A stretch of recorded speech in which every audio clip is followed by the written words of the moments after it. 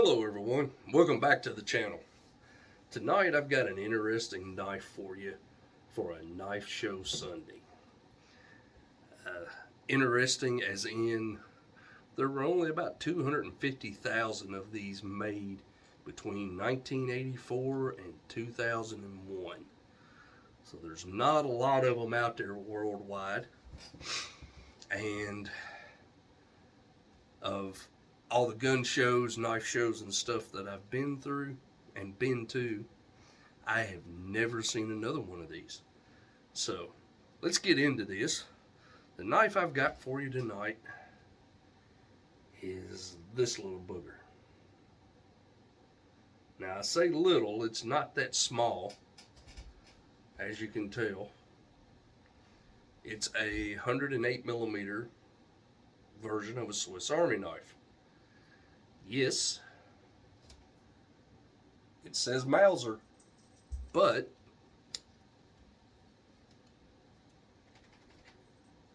it is made by Victorinox. I actually got this knife back in 1985-86. I don't remember whether I bought it from the one guy down home that dealt in knives at the time. He went to a knife show just about every weekend, brought back a bunch of knives, and then had a knife shop set up in his gas station and sold them out of there. I can't remember if I bought this from him or if I ordered this through Atlanta Cutlery at the time. When I originally got it, it come in a box, about that big a square. That was black. It was branded Mauser on top. It had a owner's manual in it that in 2 or 3 different languages told about the tools that's in it. I got on the internet because I didn't know a whole lot about it, done some homework, and I have got a lot of information here that I'm going to throw out over this. First of all, one thing that you will notice when we get into this is all 3 of the main blades open in the same direction. You have a standard spear point, you have a clip point, and then you have what they refer to as a combo blade. So let's get into this.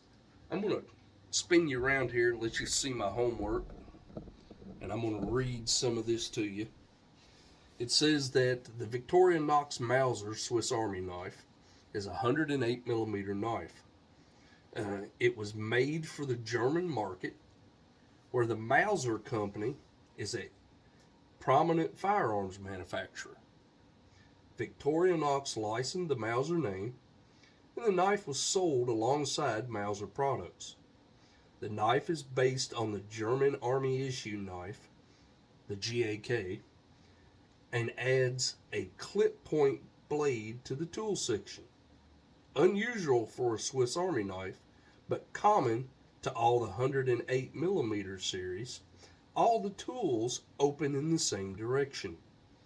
The main layer tools pivot at the same end of the knife, making them very intuitive and quick to get accustomed to. It also has a special note at the bottom that said this knife is discontinued and highly collectible. Now, we'll get into the tools. You saw the standard spear point blade. Its shape is the same as on any other Swiss Army knife, but where this is a 108mm, it's a little longer than a standard Swiss Army knife blade. The clip point blade, if I can get it where you can see it, there we go, is branded Mauser.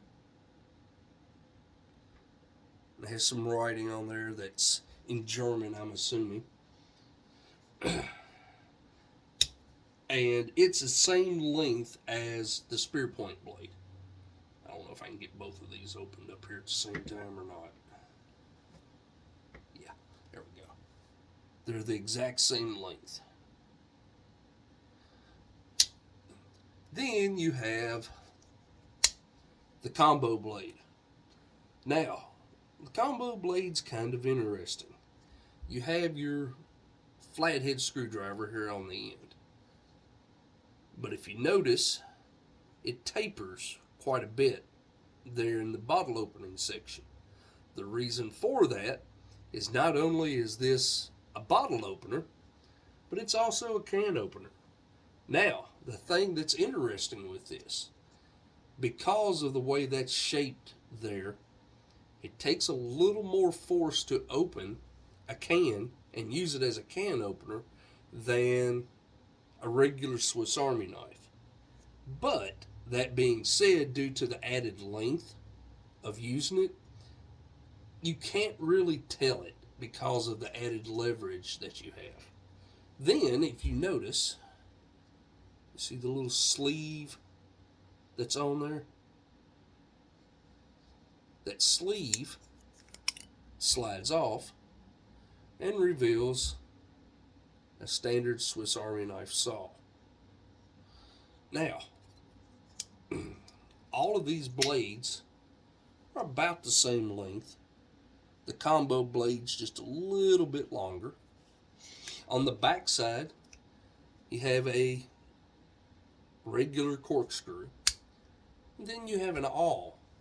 Now the thing with this awl compared to most Swiss Army knife awls is it is a whole lot narrower this way, and it doesn't have the sewing eye in it. And if you look on this side, the bevel is really, really steep on this one compared to a regular Swiss Army knife. You don't have any tools in the end of the handles, no toothpick or tweezers. We'll get into some of the other interesting things about this. They made a couple of different variations. They made one variation that had a file match striker that was produced, but it was in very, very low numbers according to the research that I've done. They said there was also a rare black version. Instead of having OD green, it had black handles. And instead of saying Mauser, it said Walther. And they only made those for 2 years, 1996 and 1997. And only about 4,972 of those were made, it says. Now, between 84 and 2001, there were about 250,000 of these made, about 250,000 of them made. This was my first introduction to Victorinox. I actually had this before I ever bought my first Swiss Army knife. And as you can tell by looking at the blades, they have a lot of use on them. I don't know if you could see that earlier or not. But it's got a lot of use on these blades.